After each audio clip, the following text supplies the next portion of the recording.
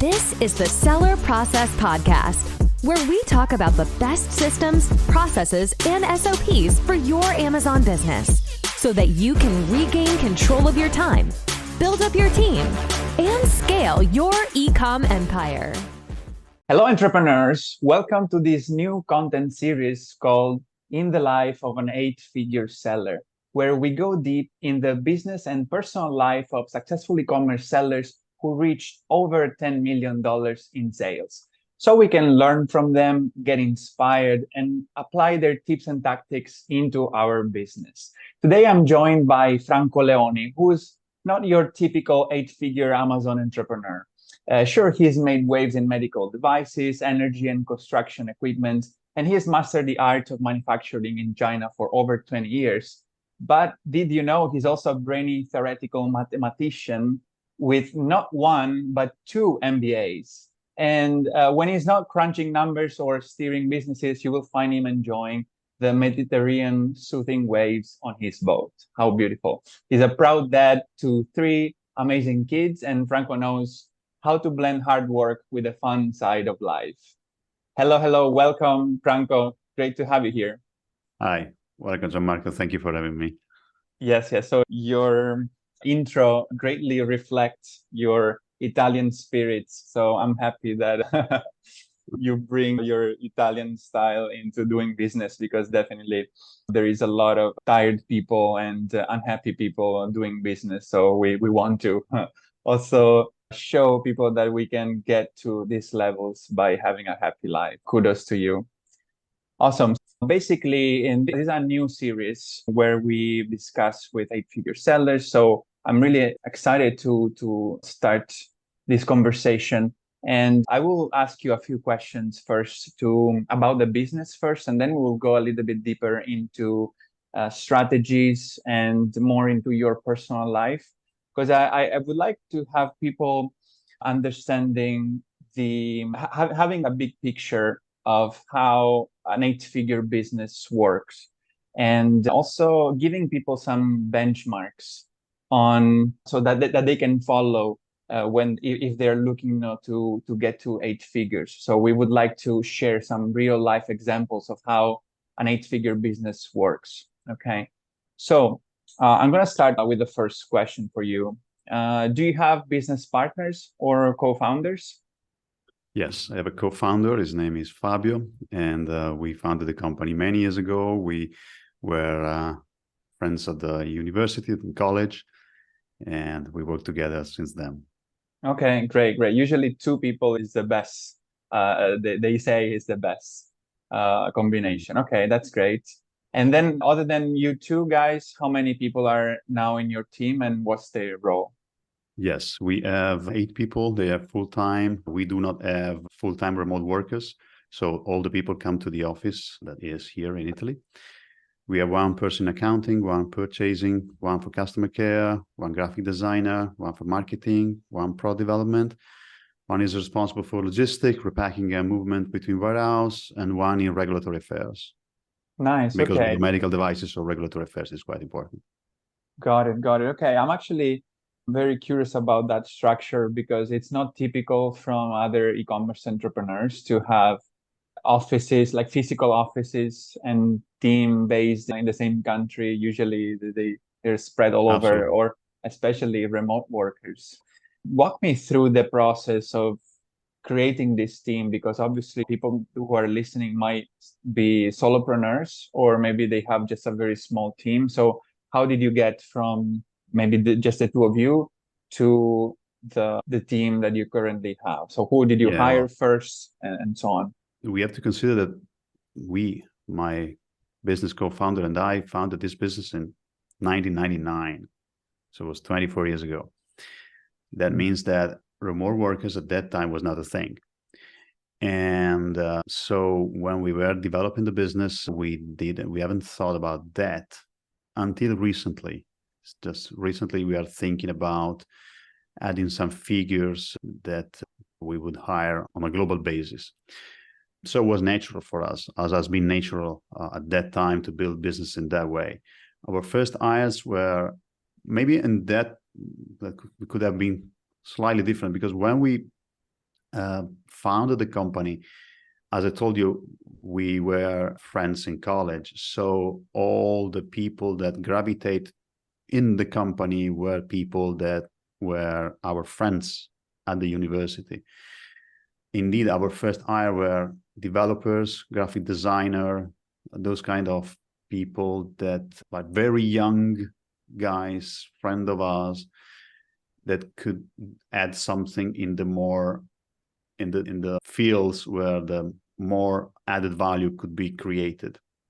After that first like layers of developers and designers, we went into the basic need like accounting, purchasing, all those kind of things that we would need to streamline or have someone that could be highly focused on that. Okay, got it. All right. But did you manage to keep the same team till that time, or you keep changing? Because I was smiling when you mentioned that you were working with friends initially. I understand college time, everybody's Yeah. excited. Yeah, let's go. But Yeah. were they the right people? So, a few of them, they do not work for us as a full-time employees, but they are being like very like critical in a positive way during some pivoting time of our company, just like we get back like with those resources that has been very valuable. Many of them doesn't work for us anymore because so many years have passed. So yes, it's a mix. Okay, got it. All right. So you guys are basically 10 people, Yeah. eight in the team plus two founders. Okay. Then Yeah, go ahead. during peak times, we have temporary workers. Like now we have 8 temporary workers, but this is just for managing the repacking or things that going on in the warehouse mainly, because we like sell thousands of units a day. So we need some time when there is peak season, we need this kind of organization. This is Interesting. the Okay. building. This is the building of the company is 12,000 square feet in square feet. We use meter, but square feet is the number. Interesting. Okay. So you guys obviously you have your own warehouse, which is something also unusual for I know. some people at the lower scale or in general selling on Amazon. But why did you guys went to that route to choosing the warehouse? Oh, it's a very long story. When we moved to this building in 2005, at that time we were doing CD and DVD duplication. And for that, we need lines, like production lines. And so we need like a typical industrial building.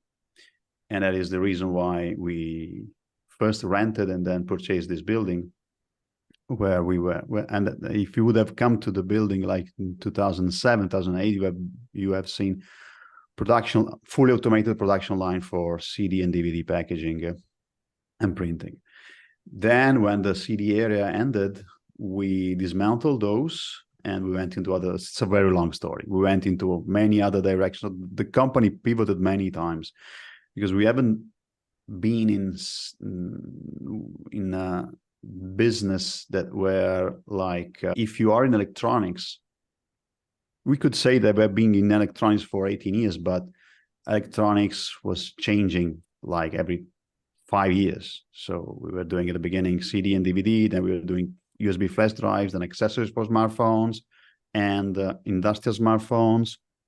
And then we pivoted to medical devices. So each kind of area of our company needed different machinery, not so much different organizations, until we switched from ordinary business to e-commerce business. That was a big pivoting point because of that we couldn't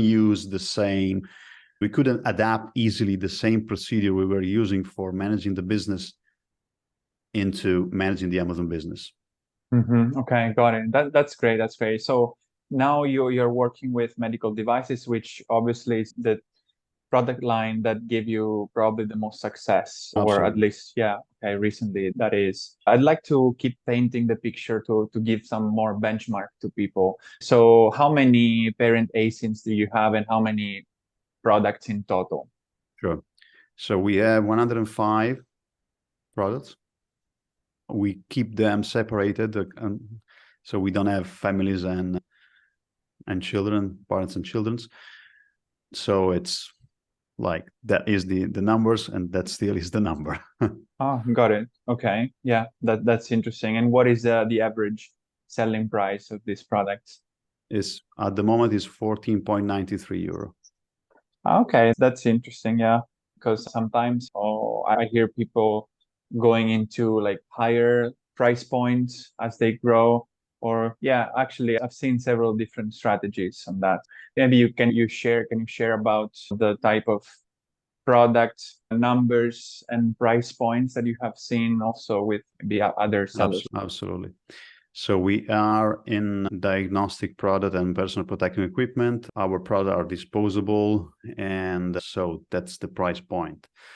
When we think about new products, we try to think about products that are in the price range of at least 20 euro, 30 would be better, in order to offset all the variable costs like the FBA fees and things like that. We have some products on the pipeline that are not in the medical device fields because our expertise is not only in that. We had a very long expertise in electronic devices. And for those products, so when we are like free to think without taking into consideration what is our customer base and what can we propose to the people that trust us. So when we go out of that scheme, it is true that we think about product that have a price point that is higher, like 70 or 80 euro or more. Mm-hmm. Okay, got it. That's interesting. Okay, so you have 105 SKUs, and how many factories are involved in the production of this, and where are they based? Sure. So we work mainly with 7 factories, mainly because there are some very minor suppliers. And of those 7 factories, 6 of them are in China and 1 is in Europe. Okay, nice. Okay, so you manage also to start sourcing from Europe because yeah, most of people source from China, or now they're expanding into some other countries, India, Mexico. But where is the other in Europe? I'm curious to understand your experience compared to Chinese manufacturers. Is there any relevant thing you learned? Yeah, actually, still, I believe that when you work with good Chinese factories, they are almost close to unbeatable in terms of the way they manage the business, in terms of cost structure, flexibility, speed, and all those factors. Chinese factoring usually they focus on products that have a big potential because it's there that they can really deploy their power. When we enlarged the range, we found some local factories that were focused on more niche products, so that the Chinese have not yet considered because of the limited numbers, the market size. And so it's mainly that. But unfortunately, I've visited hundreds of factories in my life, not only in China. We have been producing in 20 years almost everywhere. We've been producing in Japan, China, United States, Australia, Pakistan, Vietnam, Europe. I've probably if we look at roles, I am the co-founder of the company, but one of the knowledge that I have the most is in manufacturing, because I've been following manufacturing so many countries. China is, we could say, unfortunately, I don't know from which point of view we want to see that on a global perspective, or we can just be neutral about that as we are. It's still the factory of the world. Yeah. I agree with my experiences with other countries. I never found anywhere else to be as competitive as Chinese factories, not just in terms of prices, even in terms of service and knowledge and ability to create whatever you want. They're much more flexible. Yeah, so totally agree with you. And so in which countries do you sell? We sell in Europe, like the big 5 of Europe, UK, Germany, France, Spain, and Italy. We do not sell yet in the United States. The reason is that our product do not have the 510K, that is the specific regulatory approval that need to have in order to sell in that market. It's not only the FDA. Our product needs the 510K because they are class 2 regulated medical devices. And so Europe, the big I five see. of Europe. Got it. Okay. Do you sell just on Amazon? Do you have other channels? And I'm Yes, curious to understand the percentage absolutely. of each So channel. we sell 55% on vendor, so 1P, 15% on 3P seller. And this is Amazon, like 70% total Amazon, 15% on our DTC, our direct-to-consumer website. And the rest, the rest 15% is business to business, tender auctions, municipalities, hospitals, things like that. Interesting. Okay. So did you expand on purpose to B2B clients, or is just they've been approaching you? Do you have a team that goes directly looking for B2B opportunities, or what? We basically started selling medical devices to B2B. So it was quite reversed, because B2B for medical devices is mainly through tender auctions. Like you prepare your bid, and then if you are the winner, so it's digital as well. We do not have to go to the office of someone to make cold call and convince someone to buy our products. We just need to be compliant and to have the better offer. So in certain terms, it's digital as well. And from that is quite interesting, because there are some tenders that are quite big, like in the terms of hundreds of thousands of euros. After that, we went into Amazon. We have been selling on Amazon since 2014, but seriously only since 2020. Interesting. And you say majority, 55% of your sales are first party sales, the vendor account, not seller central account. That's correct. So how did that start? How does it work? Because I think most people here are seller. By invitation. I got a call on my phone. Okay, interesting. So they must be searching for your brand and did some research and found it was a good. At that point, we were selling on seller. We were doing some nice numbers, so they call us. I think that this is the most common way. When we have a brand and you're selling in relatively good numbers, you get the call. Then you may accept it or refuse it. It's not something that you have to say yes. You get an invitation, then you consider, and we accepted. Okay. Well, we negotiated something, and basically then we went into an agreement. Are you happy with that decision that you accepted? Is it better 1P or 3P, on your opinion? Oh, they are different. I would say that there are some positive things in both of them. To answer your question, yes, I'm happy that I accepted. There have been many downsizes, but the upsides were more than counterbalancing the downsides. I see. Okay, that's good to know. So to keep building this picture, to understand like how your business, what your business look like, have you ever raised capital from investors or borrowed money to reach 8 figures, or just reinvesting your profit? So that's an interesting journey as well. So the short answer is no. The slightly longer answer is that we have experienced some time of very rapid high growth. So the velocity was like strong. And at that time, we approached some banks because we needed capital in order to sustain the growth. The problem is that the velocity was very fast and the bank were not so fast. So when the bank accepted to give us money, we didn't need the money anymore. Okay, that's good in the end.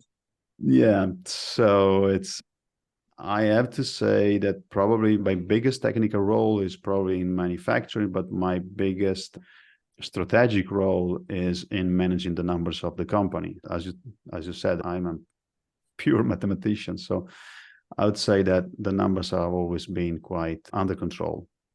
Nice. Okay, I think we will talk about this in next questions. I want to learn more about your soft skills and things like that.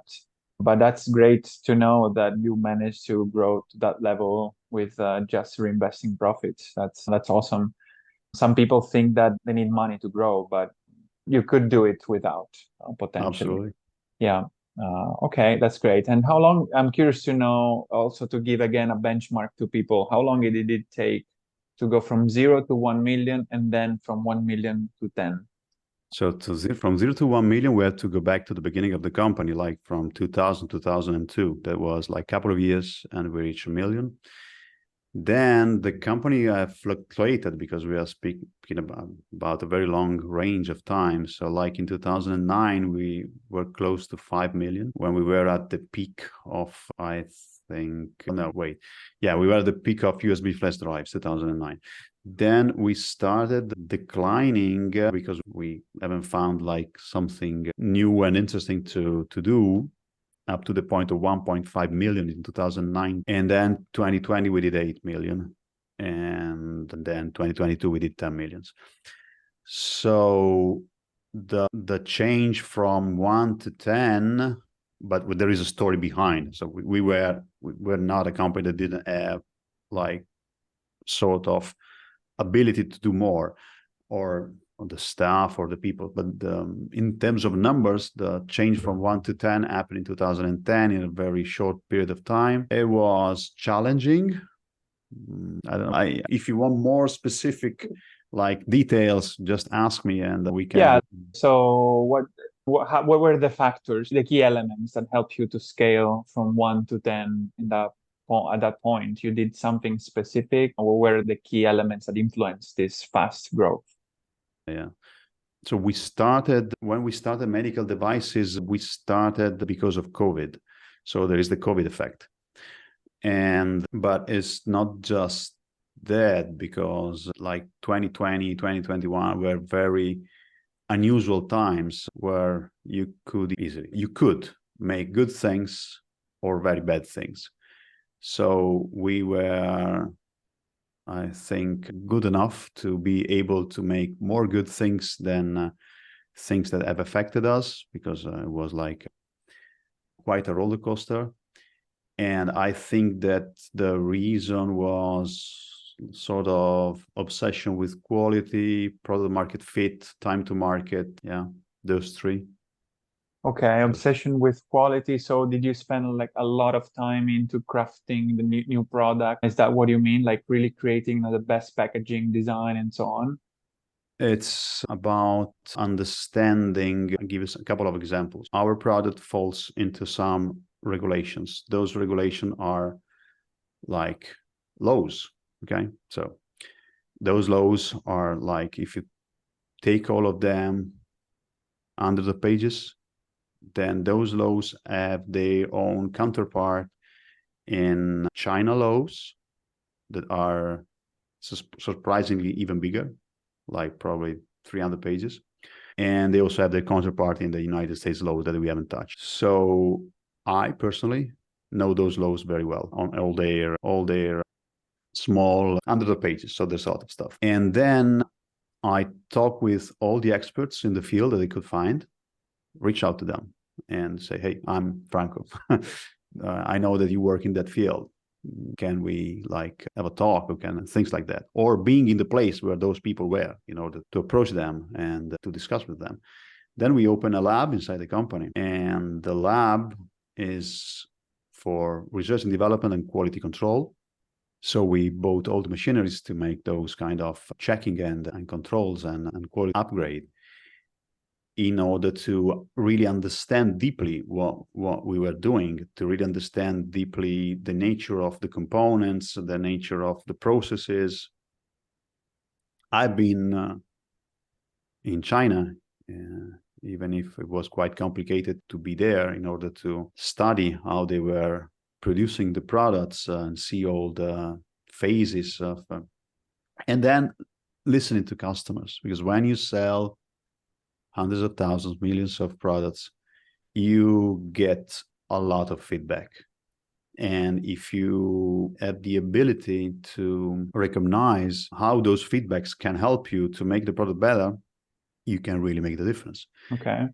That's interesting. I'm curious to know, like, when you talk about feedback, are you just referring to, for example, Amazon reviews, or did you have any special way to reach out to people or you actually interviewed them, or you just simply read more reviews? It's all we add many. So the channels of contacts that we use to improve the product were because the structure is first we went with medical. First we went business to business, then we went DTC, our own e-commerce, then we went to Amazon. The bulk load of exchange of information was through, at the beginning, was through the e-commerce and the channels of communication of the e-commerce that were like the instant messaging inside the system and the emails, calls.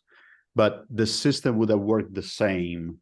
And is it now working the same way on Amazon? That is the part that hasn't changed. So now on Amazon, we have like message from customers before reviews, then reviews and feedbacks.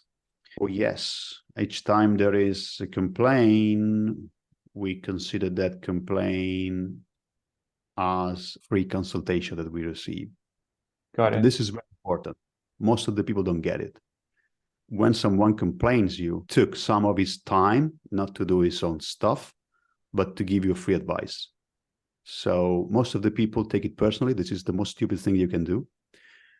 99%, there are relevant. You just need to take your ego out of the game, throw it in the trash can, and think, I am the customer. So what's happening here? How can I make it better?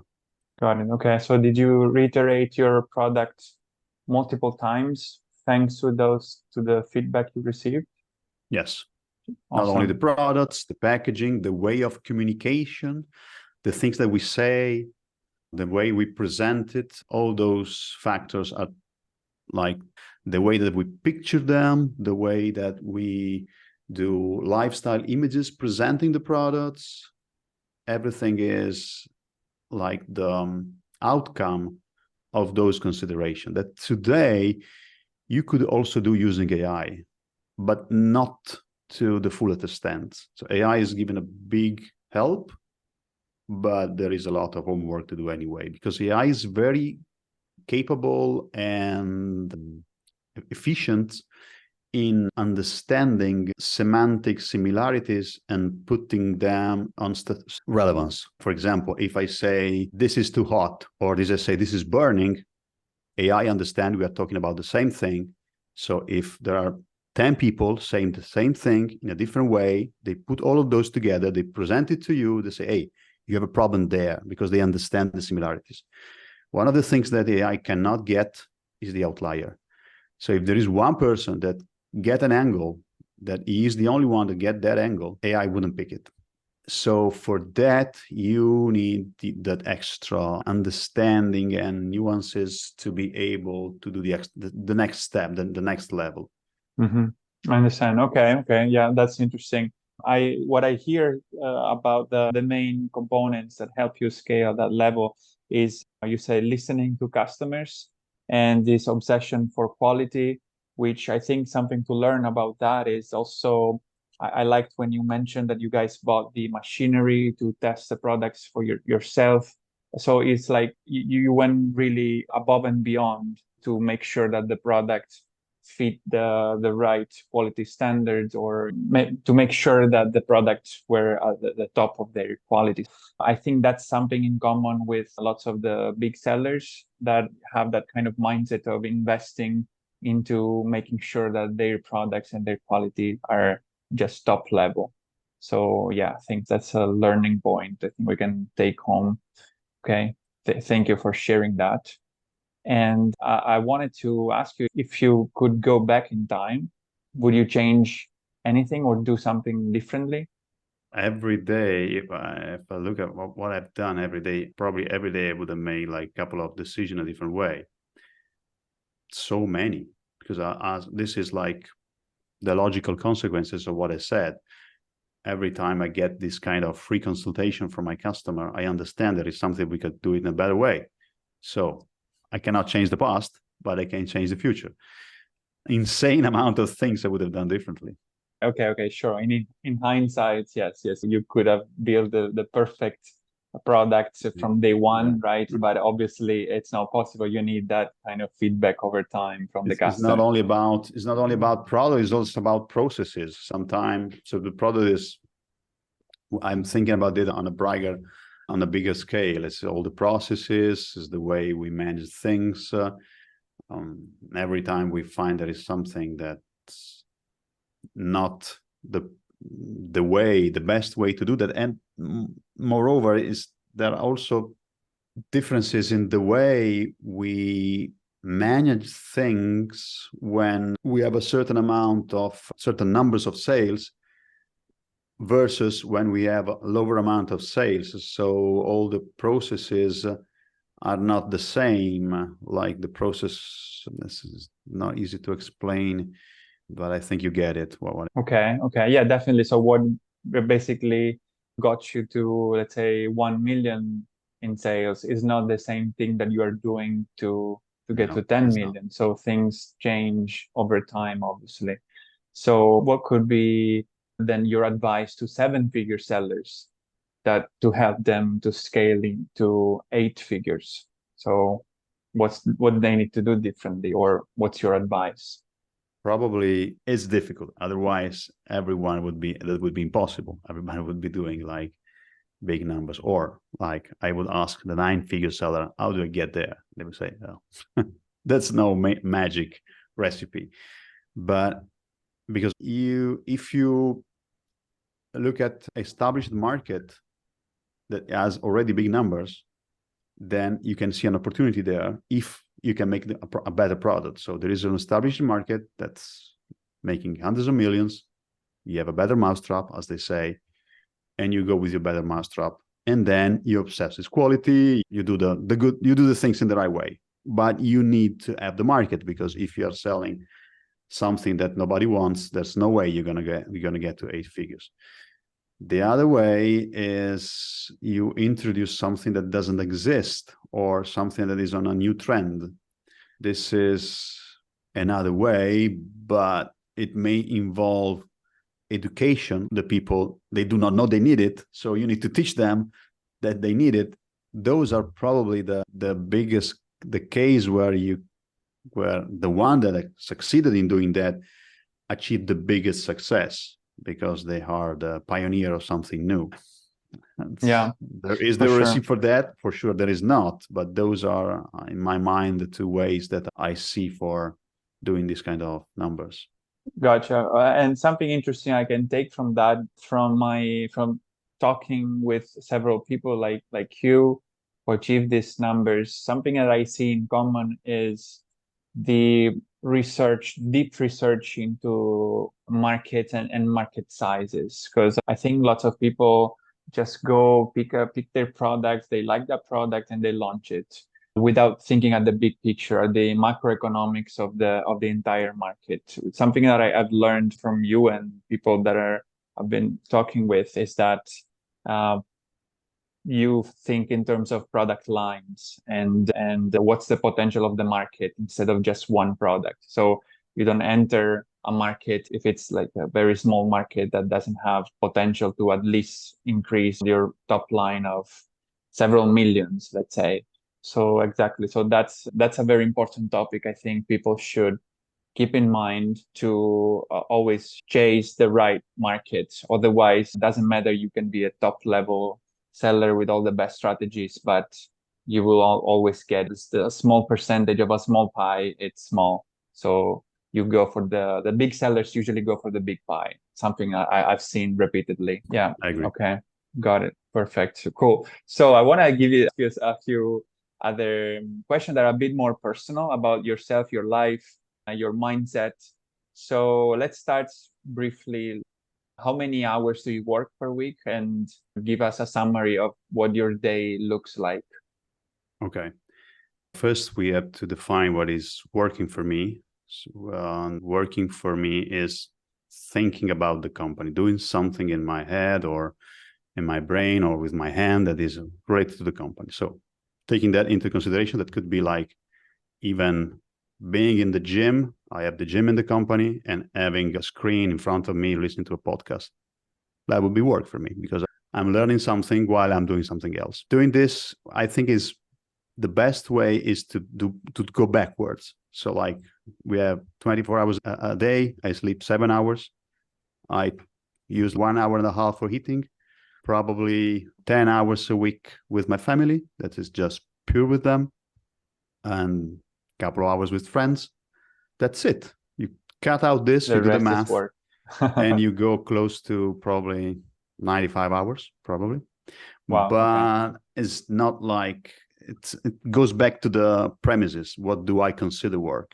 Exactly. Yeah. It's not all like 95 hours or at the laptop doing There's something. not Yeah. like It's that. also Yes. about thinking, doing strategy, even when you're doing something else. Okay. I'm curious to ask you, what are the most important habits that you developed that you think that impacted the business the most?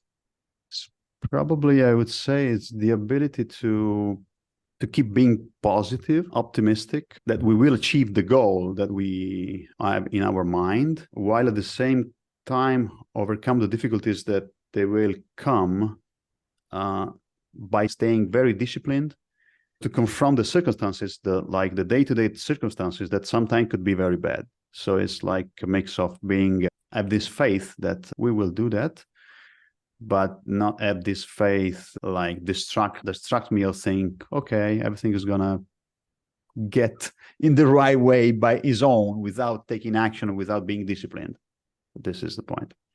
Got it. Okay. So what is that positivity supported by? Like you have like great confidence in yourself that you can do it, or is there anything, or you have, I don't know, faith. Some people have faith in God, for example, that it will help them. Like what is where that positivity comes from, and how do you cultivate it? That's difficult to answer. I think it's innate. I don't think I cultivated it. I'm not a believer of any religion. I'm quite agnostic, but at the same time, I see the value of life and the great gift of life that it is, and so I think I'm blessed for what I have, for being here, for living, for the life and my friends and family. So there's no possible way not to be happy, not to be optimistic. At the That's same great. time, you have to be very disciplined and realistic. For sure. Okay, that's great. So it's an innate sense of optimism, positivity, and also great. I see you're very grateful for what you have. So Be reminding yourself, something yeah, that date back to my childhood. Maybe I don't want to be like that. The person say, "Oh, I have a bad childhood." I didn't have a bad childhood. My childhood was very happy, but there were a couple of bad things that happened when I was a child my family environment, and those things like probably that ended up well. So we passed through difficult times, but we managed, to pass them. It's very difficult. And so I think that those ones are the ones that instilled in my mind what is it important, and what it is not. And maybe also the belief that we're gonna overcome the difficulties. awesome, How bad they can be, we will overcome them if we awesome, are yeah, disciplined. If yeah, we don't just let it go, just surrender. Yeah. yeah. I love it. I love it because I totally agree 100%. So guys, yeah, try to sip through, drink in yourself these words, embrace this mindset, because these are the mindsets that let you be successful in life, like being positive, no matter what, you can make it, you can overcome any problem. So that's a super important mindset that you should embrace. Great. So I want to spin it a little bit and then think about habits that you developed. Did you find yourself in any moments where you had to unlearn certain habits or beliefs in order to move forward? Or do you have any maybe examples about that? I think that goes again to the same thing, that each time that I see there is a better way to do something, then I embrace the new way of doing something. If I had to say, I developed muscle for that. Like there is people, when you have an habit, my habit is the habit of changing habits. And I think that also that one goes to my logical thinking and my mathematical mindset, is that, and it was one of the reasons why I did that studies when I was a teenager, like from 19 years old to 23 years old, is that the search for truth that I don't know, and is constant search for that. This is something that probably I was quite convinced that only in our field of science it was like that. Let me try to explain this. For example, I have a couple of friends when I was a teenager that were studying history, philosophy, or even economics. And sometime I went to listen to their teachers, like, I'm going to come in to see your lesson. And sometimes they came to see the lesson that I was listening. And the basic difference is that, except like in math, you have at the university, you have a teacher in front of you. The teacher is explaining you theories, things that do exist because they not exist, or things like that. I may have an objection based on logic. I raise my hand. I pose the objection. The teacher stop, think with me. We are both thinking and looking for a higher level of truth. And if we go to a conclusion, could be my conclusion, the teacher conclusion, we are both happy. We reach the higher level of truth. Even the mindset that I always add is, so this is like the habit of changing habit, the habit of looking for a bigger truth, something that is better way of doing stuff. Interesting. Yeah, I love what you say, the habit of changing habits. That's super important to maintain like flexibility in life, because the only thing we are certain about is that everything will change. And the impermanence, which is a amazing concept that I suggest you guys look into the Buddhism, because I have this fresh in my mind because I lived in Thailand a couple of months ago. So yeah, this goes back to the resilience of every entrepreneur to overcome any difficulty and find solutions whenever things change. So, and adapt to the new situation. So that's great advice, great, mindset that we should embrace. So we have a few more questions before we close. One is, if I'm curious to know if in your path to 8 figures there have been any books or mentors or experiences that strongly impacted you, and what those are. Okay. So regarding books, I have read a lot of books, not recently, but I read a lot of books. Like the one I like the most are the one of Jim Collins, like Good to Great, or those kind of very famous books, because they are really scientific. They're based on scientific research. Recently, I'm mainly focused on finding good mentors on very specific field of information. I don't know. I want to find the best guy that knows everything about PPC. I want to find the best guy who knows everything about listing, the best guy who knows everything about customer service on Amazon, the best guys, and so on that. And for achieving that, I join many masterminds. I join many groups of networking groups of big high sellers on Amazon. And they have been very super valuable. Okay, interesting. And do you hire like coaches that you said you want to find, for example, the best person that knows something? So do you get like these people into a consultation, or it's mostly like what you learn into the networking and masterminds that you mentioned? Up to now, it was not like consultation. It was like because I also think that I have some knowledge in some stuff. So it's mainly going to those networking events, and there are people like you and me, and start a friendship relationship with them, and then exchanging in information. Also because It's not that the knowledge is always in like big consultants that are famous for something or they have visibility.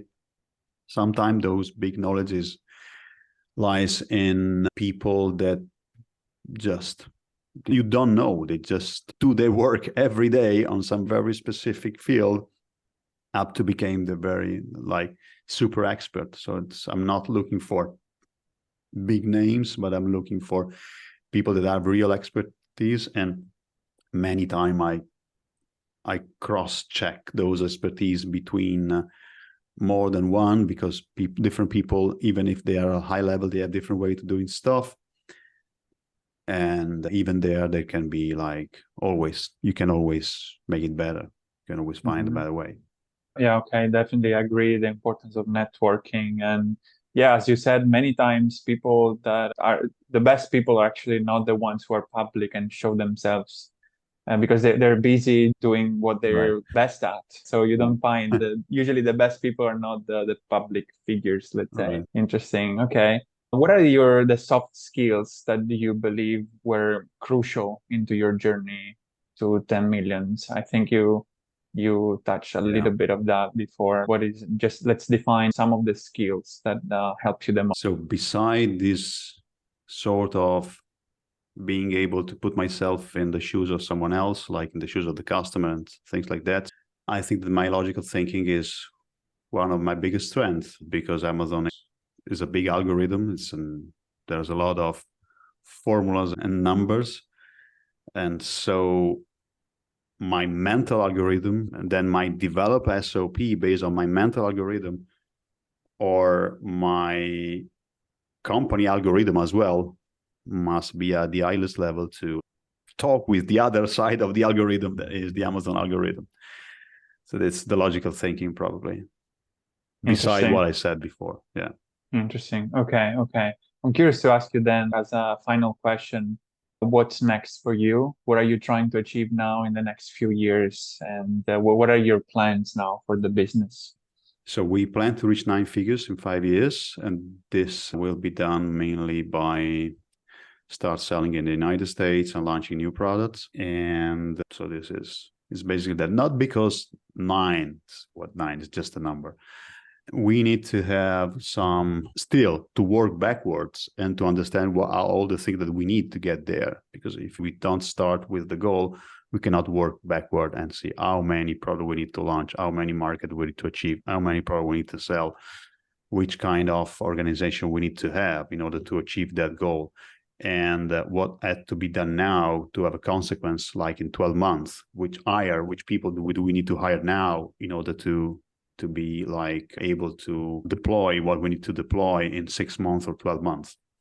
But how do you, because you've probably never been to that level, right? To the 9 figures level, Never. right? Okay. Never. So how do you know what to do? How do you plan and forecast what the structure will be, how many products you will need to launch? How do you go about that process? On theory, it is not extremely complicated, because you find products. So we have some products on the pipeline, as I said at the beginning, that are not in medical devices. They are in different niche.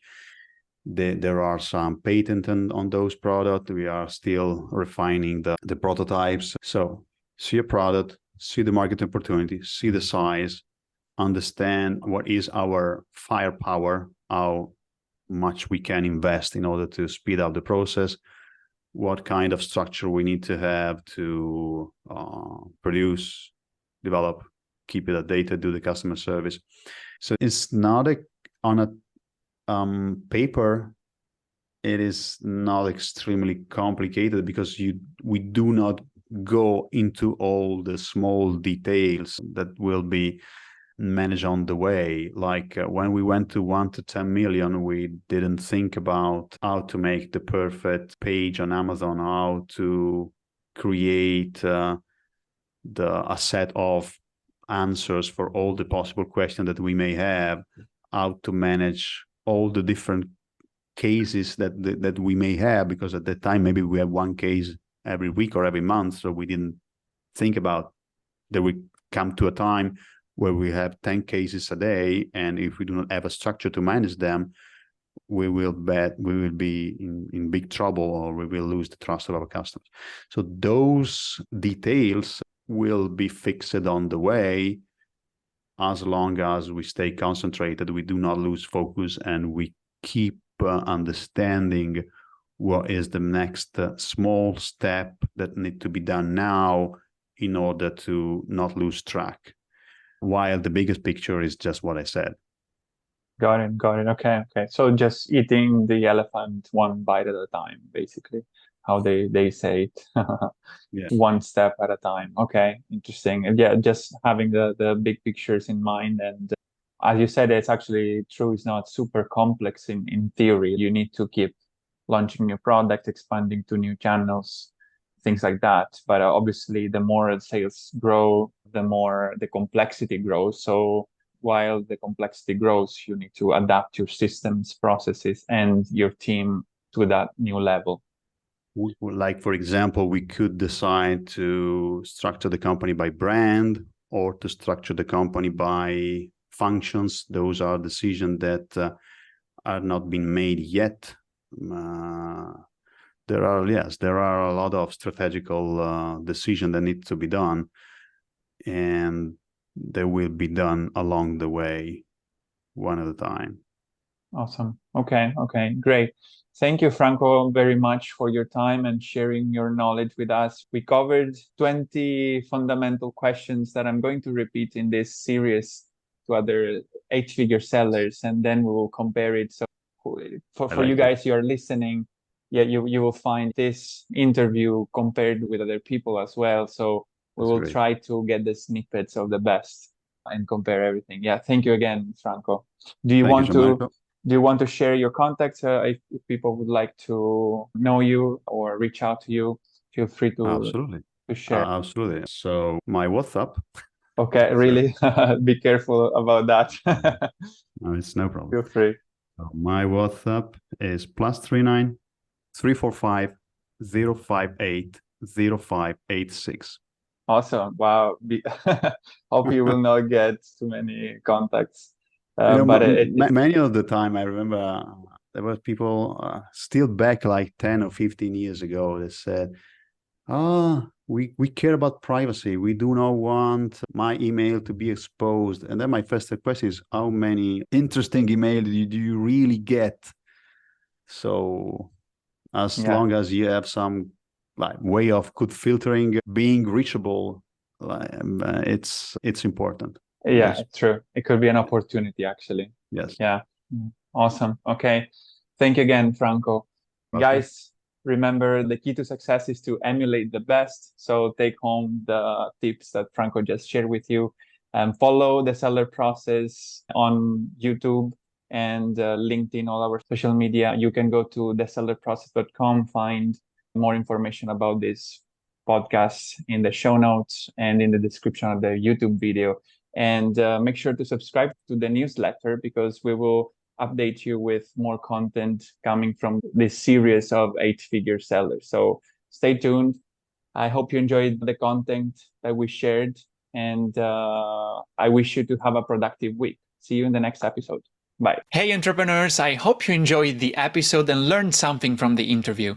If you're serious about creating systems for your business, automating processes, and building up your team so that you can transfer the tedious daily tasks in order to focus on more high-level strategic tasks and work on your business and not in your business, I've created a guide for Amazon sellers named Capturing Systems and Creating SOPs that you can find at thesellerprocess.com/systems ebook, where you will learn how to leverage systems and SOPs in your Amazon business so that you can accomplish more by working less, optimize your time, automate and delegate tasks, and reap the benefits of being a true business owner and not simply an operator in your own business.